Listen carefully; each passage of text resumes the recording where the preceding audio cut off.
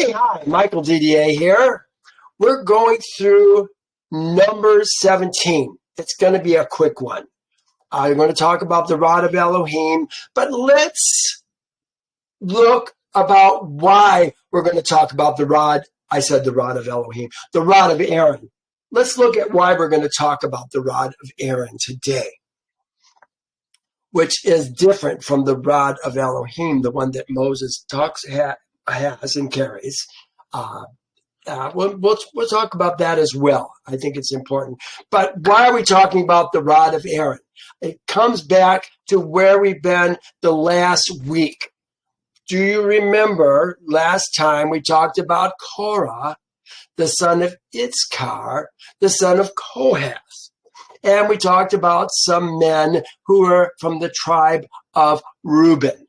Remember, Reuben was Israel's eldest son. They felt like they had some priority over the rest of the people. Well, they rose up. Korah rose up in particular. Remember, he's Moses' cousin, Aaron's cousin. Feels like he should have as much responsibility as the priests have, even though he was not sanctified. He was not anointed. He didn't go through the whole sanctification process. But yet he's taken it on himself to feel like he should be able to do that. Well, Yehovah let them know that that was not appropriate. And first he took and had Moses say, gather these 250 men who are coming against him, questioning Moses' and Aaron's authority. He said, tomorrow I want you to bring a censer, and we'll see who Yehovah chooses. Remember, Nadab and Abihu, Leviticus 7, already died by taking strange fire before Yehovah when they weren't supposed to. And yet these guys think they're going to do it. Well, so what happens? They didn't die right away. They were getting ready to do it. And I guess Nadab and Abihu did not come up. And he told them, Moses told them, that they should come up. They should be part of the 250, and they weren't. So he went after them. And they were still being rebellious. And what they say, we will not come up. We will not come up. And so Moses said that Yehovah was going to do a new thing. Let me show you my authority. If Yehovah does a new thing, then you know that I am who I say I am. And he says, he said, everybody get away from the tents of, here it is, speak to the congregation, saying, get away from the tents. This was Yehovah talking to Moses. Speak to the congregation, saying, get away from the tents of Korah, Dathan, and Abiram. Remember, Korah is a tent that is immediately around the tabernacle, and Reuben was on the south side of the tabernacle. The south side of the tabernacle. South side of the tabernacle. So in a sense, they were pretty close together, but they said, get away from their tents, because the ground is going to open up and swallow them up. So the ground did open up. I called it where was it?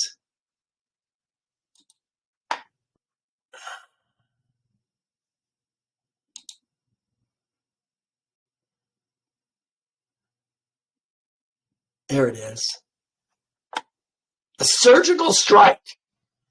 This was a surgical strike by Yehovah that took out only the tents and the families of these three men, Korah, Dathan, and Abiram.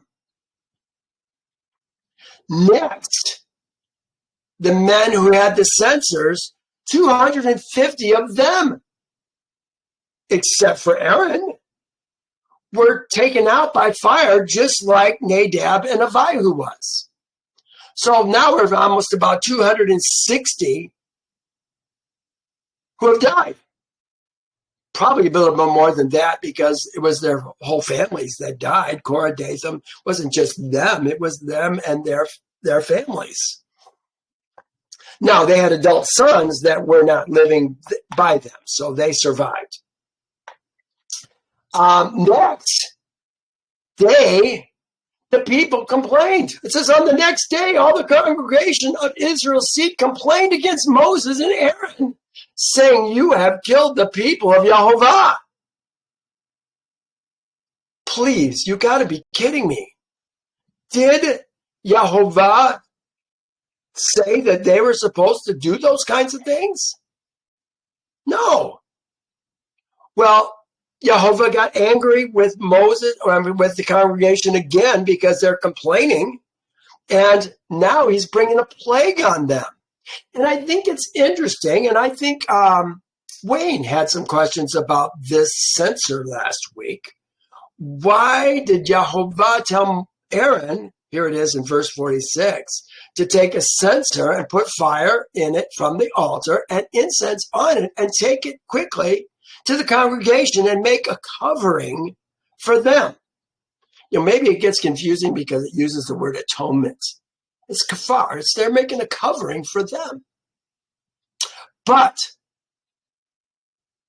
it seems that this smoke divided one portion of the congregation from another portion of the congregation, and saved most of the congregation. Remember, there's 603,550. Well, to this day, they lost 14,700. So all in all, they lost about 15,000 men, not ladies. There was some ladies who died because they were with Korah and Dathan and Abiram in the tent. But primarily the 14,700 were all men that were going to be dead for complaining. Now, we move on to today, and this business about the rod of Elohim, I think, directly impacts what happened last week. Let's read it. It's going to be quick. And let's talk about why this is important. I think it's just more further evidence that the positions that Yehovah has put Moses and Aaron and his sons in are for a very specific purpose. And he didn't choose anybody else. He chose those men. Here it is. And Yehovah spoke to Moses, saying, speak to Israel's seed. We don't talk about the children of Israel. We don't talk about the sons of Israel. We understand that Israel's seed are Ezra men. They are the men who went up to the mountain and heard the Ten Commandments. They are the men who kept the Passover and changed from a ger into an Ezra man, a second-born man. Speak to Israel's seed and get from them a rod from each father's house. We're talking about the sons of Jacob, each of their sons' father's house. So from the house of Ephraim, we're going to get a staff. From the house of Manasseh, from Judah, not Levi. I said Reuben. All the sons, 12 rods. All their leaders, all their princes, Nasim, I believe is the word they use there, according to their father's houses, 12 rods. Write each man's name on his rod. So probably we're talking about the head elder in each one of these houses. And you shall write Aaron's name. Look at it. It says, thou shalt write. He's talking to Moses. And thou shalt write Aaron's name on the rod of Levi. Remember, Moses, you don't really think about that so much. He's a Levite. Oh, here, you know what? Let's do this. Oh, I guess it's going to be in the next chapter. I'm going to just show you this briefly. This is kind of a family chart. We have Levi, we have Kohath, Gershom, and Merari. They're the sons of Levi. Then we have Amram, Itzkar, Hebron, and Uzziel. They are the sons of Kohath. Moses and Aaron are the sons of Amram, and Eleazar and Ithamar are the two priests. Remember, Nadab and Abihu, they died. The same day they became official priests. But it doesn't have Moses' sons. Who are they? Gershom and Eleazar. Doesn't even mention their sons. Whatever happened to those boys, I don't know. But this kind of lets you know kind of where we're at. They're all Levites. The priests, Aaron and Ithamar and Eleazar, they're all priests. They're all Levites. But even though the sons of Kohath, the other sons of Kohath, Itzkar, Hebron, and Uzziel, are not priests, they're still Levites. Then, of course, Gershom and Merari and all their sons are Levites. So Yehovah is helping us to understand. See, this is Itzkar. He was Korah. Korah would be right here. He'd be on this line. You could put Korah, Korah. He's one of the sons of Itzkar, cousin of Moses, cousin of Aaron. He felt like he should have that authority, but he wasn't given that authority, was he? So now this chapter is to make us understand who's got the authority of all of Israel's seed. He wants everybody to understand this. Speak to Israel's seed and get from them a rod from each father's house. All their leaders, according to their father's houses, 12 rods. Write each man's name on his rod. But there's going to be 13 rods because this doesn't include Levi's rod. And thou shalt write Aaron's name on the rod of Levi. Isn't it funny? Aaron didn't write his own name. Moses wrote Aaron's name on the rod. For there shall be one rod for the head of each father's house.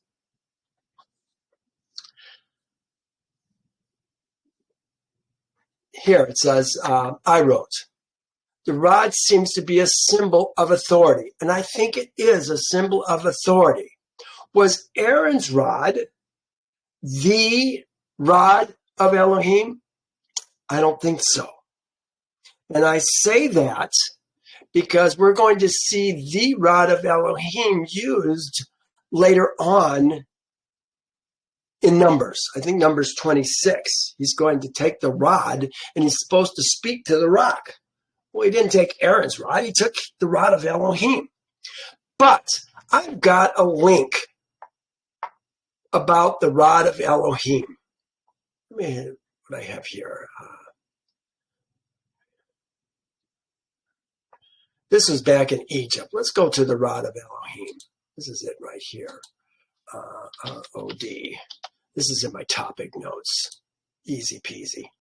And you'll be interested, Martha. There is so many good things. I'm not a fan, really, of Enoch, but I love Asher. I hear my father's words in Yasher over and over and over again, since we were talking about Yasher and Enoch today.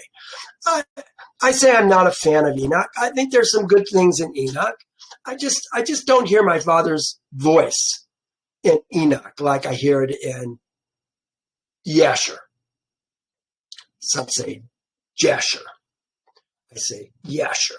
Well, here it is, Yasher. It says, and when Pharaoh heard the words of Jethro, Moses' father-in-law, he was very angry with him, so that he rose with shame from the king's presence and went to Midian, his land, and took Joseph's stick with him. Jethro was one of the two of the king's counselors, the Pharaoh's counselors. Didn't like what Jethro had to say. Raul is another name for Jethro. Maybe it's the Egyptian name. But didn't like what he had to say and kind of got kicked out of Egypt. But he took Joseph's stick with him. How did he get Joseph's stick? Well, Yasher gives us more information about that as well. Look what it says. This is Yasher 77. And it was that whilst he prayed, he looked opposite him, and behold, a sapphire stick was placed in the ground. This is Moses, who's seeing this stick in the garden of Raul.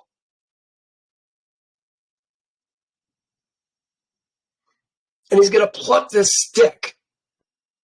He was imprisoned by Raul for 10 years. And it was Zipporah who helped keep him alive by giving him bread and water during that time. Well, he's out now. And look what it says. And it was that whilst he was praying, he looked opposite him, and behold, a sapphire stick was placed in the ground, which was planted in the midst of the garden. And he approached the stick, and he looked, and behold, the name of Yehovah, Elohim of hosts, was engraved thereon, written and developed upon the stick. And he read it, and stretched forth his hand, and he plucked it like a forest tree from the thicket. And the stick was in his hands. The stick is the rod of Elohim. And this is the stick with which all the works of Elohim were performed after he had created the heavens and the earth, and all the hosts of them, seas, rivers, and all their fishes. And when Elohim had driven Adam and Eve and when he had driven Adam and from the Garden of Eden, he took, it didn't say Eve, it said Adam from the Garden of Eden. He took the stick in his hand and went until the ground from which he was taken. He was taken, Adam was taken from the ground. And the stick came down to Noah and was given to Shem and to his descendants. The Melchi-zedek is the highest ranking member in Elohim's kingdom on earth. The stick is the symbol of that authority. And the stick came down to Noah and was given to Shem and his descendants until it came into the hands of Abraham, the Hebrew. And when Abraham had given all he had to his son Isaac, he also gave him the stick. Isaac had the stick. So when Jacob had fled to Paddan-aram, he took it into his hand. And when he returned to his father, he had not left it behind. He still had the stick. Now it says also, when he went down to Egypt, he took it into his hand and gave it to Joseph. So Joseph, who was getting one portion above all the other brothers, for Jacob had taken it by force from Esau. I don't think that's true. I think it's added. That doesn't make any sense.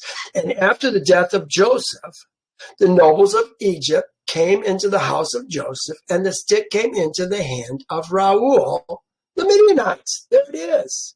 And when he went out of Egypt, he took it in his hand and planted it in his garden.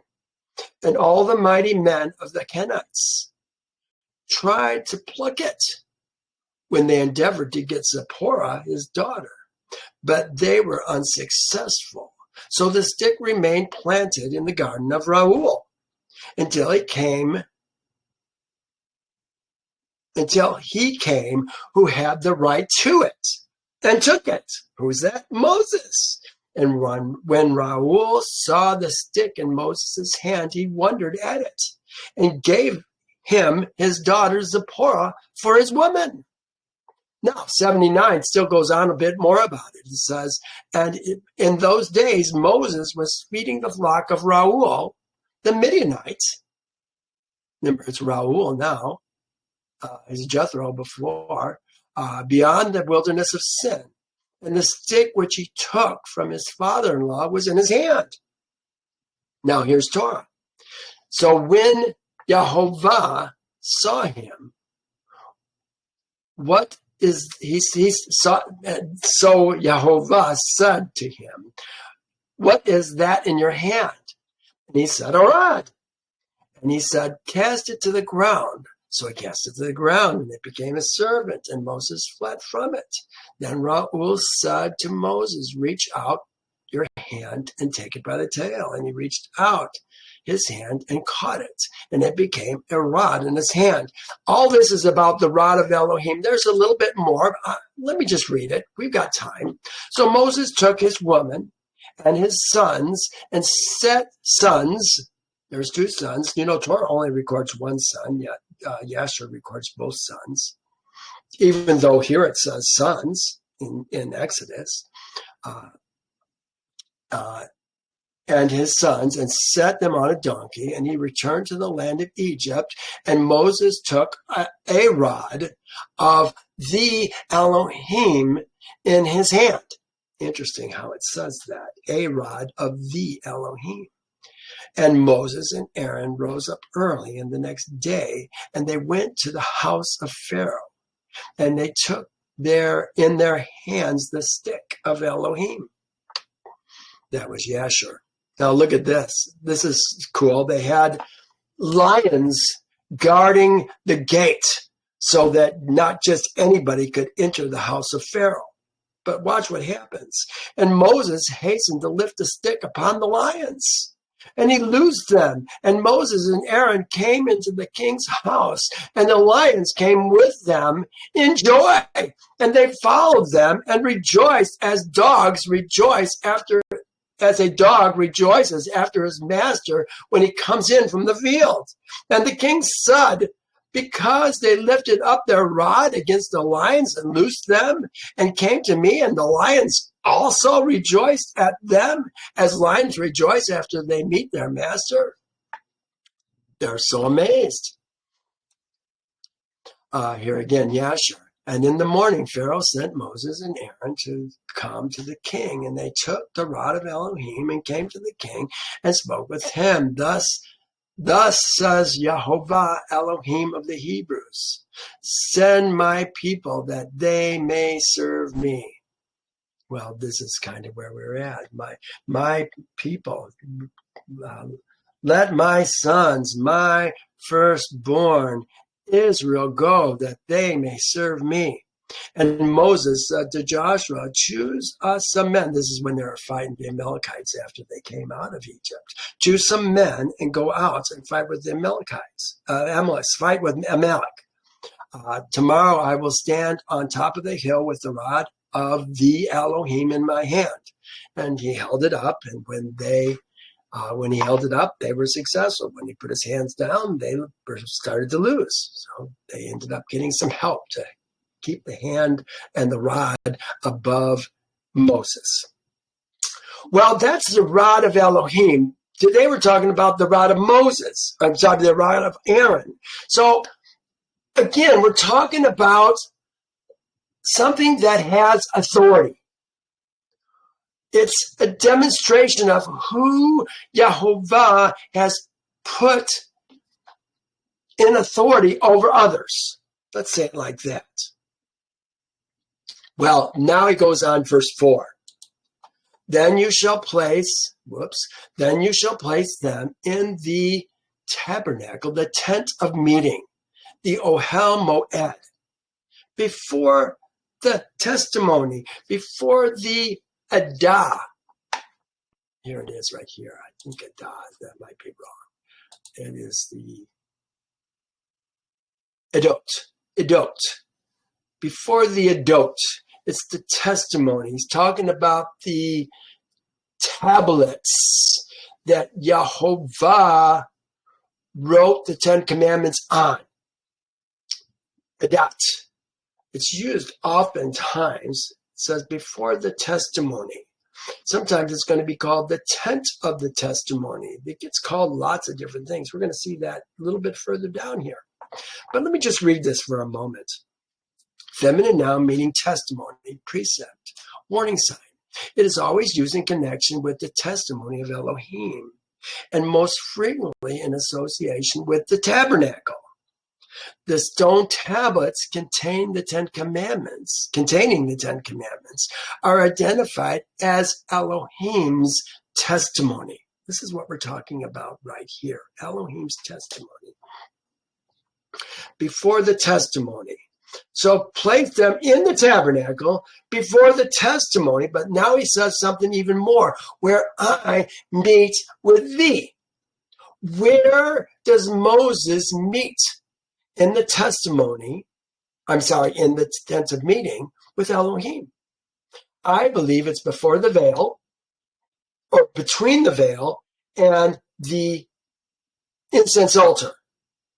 That's where Moses meets with Yehovah.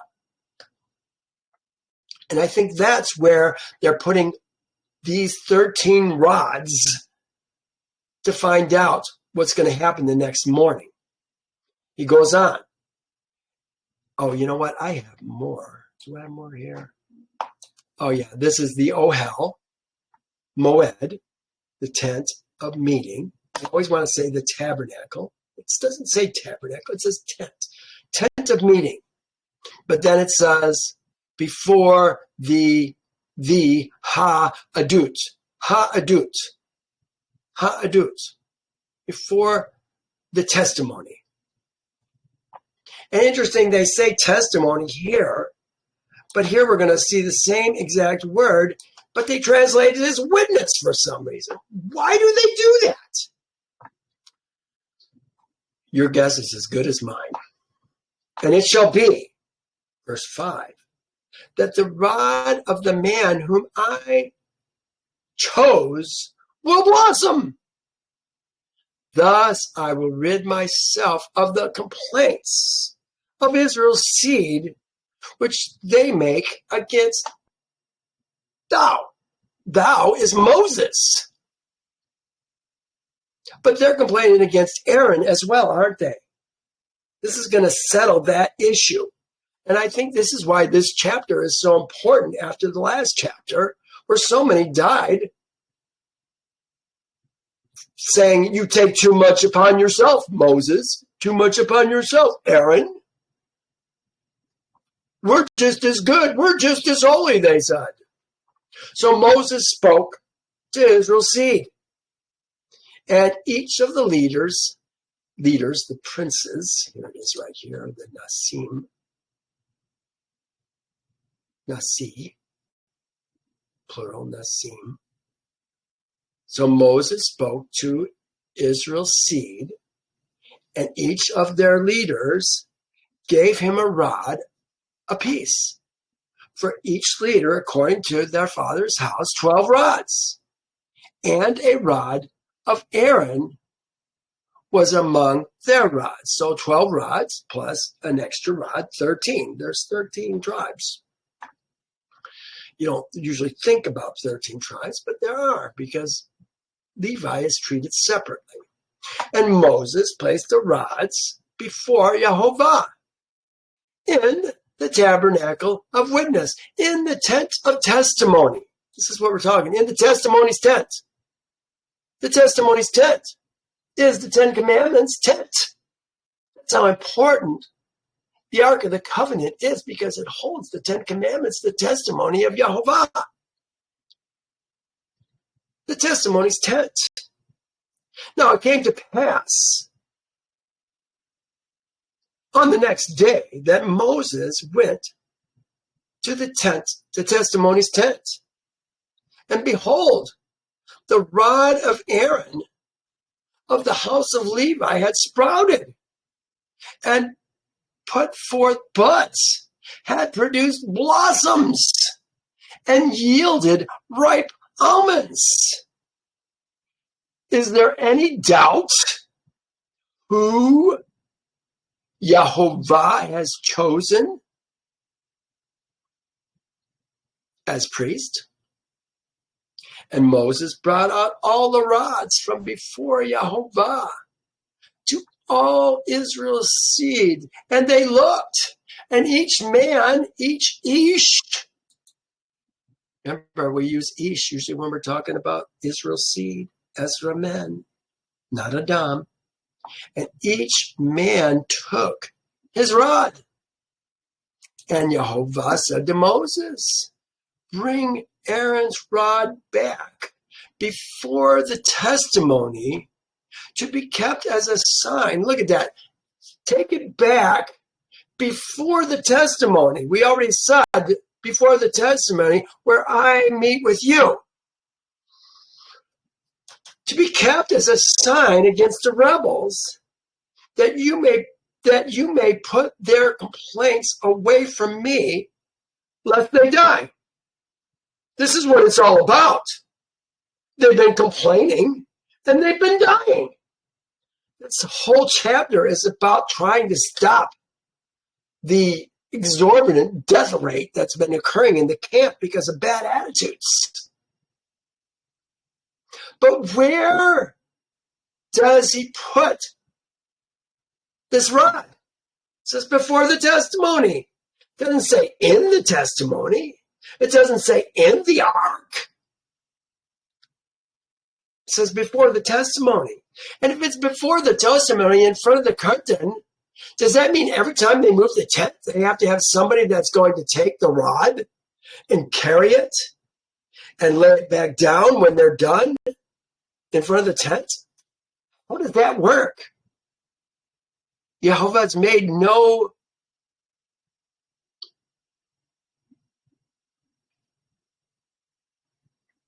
what's the word I want? Compliance, no instructions, giving us no instructions on how to handle this artifact. The New Testament says that this was, here it is. I don't go to the New Testament very much. I'm not a New Testament supporter. But I think it's interesting by what it says. If you go to the commentary, here it is, Hebrews 9, Aaron's. Bring Aaron's. Look what it says. This is Hebrews 9. For the tabernacle was repaired, the first part in which the lampstand, the table, the showbread, which was called in the sanctuary, the holy place. And behind the second veil, the part of the tabernacle, which is called the holiest of all. That's the Holy of Holies, which had the golden censer. Tell me where in the Torah it talks about a golden censer. And the Ark of the Covenant overlaid on all sides with gold, in which were the golden pots that had the manna. Where in the Torah do we have a golden pot ever with manna in it that's going into the tabernacle or going into the Ark of the Covenant? Aaron's rod that budded, and the tablets of the covenant. Because of this verse, I always thought that it had Aaron's rod in it.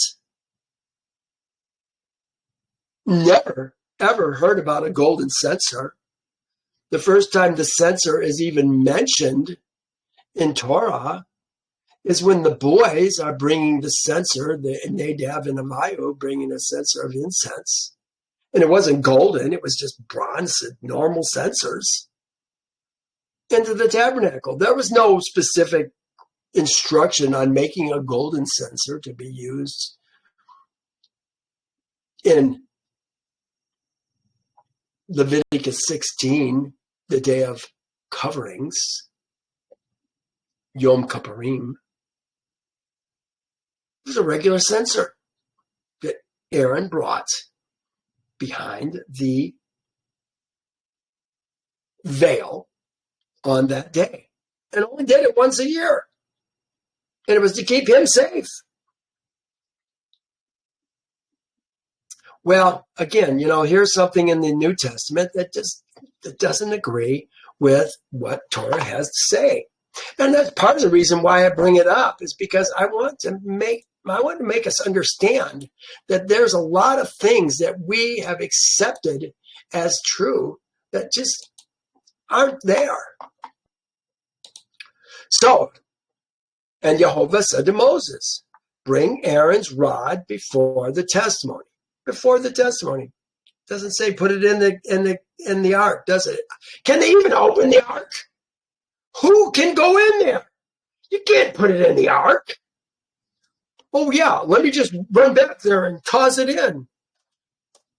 No, Aaron gets to go behind there. The high priest gets to go there behind the veil one time a year. That's it. To be kept as a sign against the rebels. You got to be able to see. We got to be able to bring it out and show the rebels now and then. Whose rod was it that budded and produced almonds? That you may put their complaints away from me, lest they die. This is why we did this whole business. Thus did Moses, just as Yehovah commanded, so he did. Now listen to this. Look what's happening. So Israel's seed spoke to Moses, saying, surely we die, we perish, we all perish. Whoever comes near the tabernacle of Yehovah must die. Shall we all utterly die?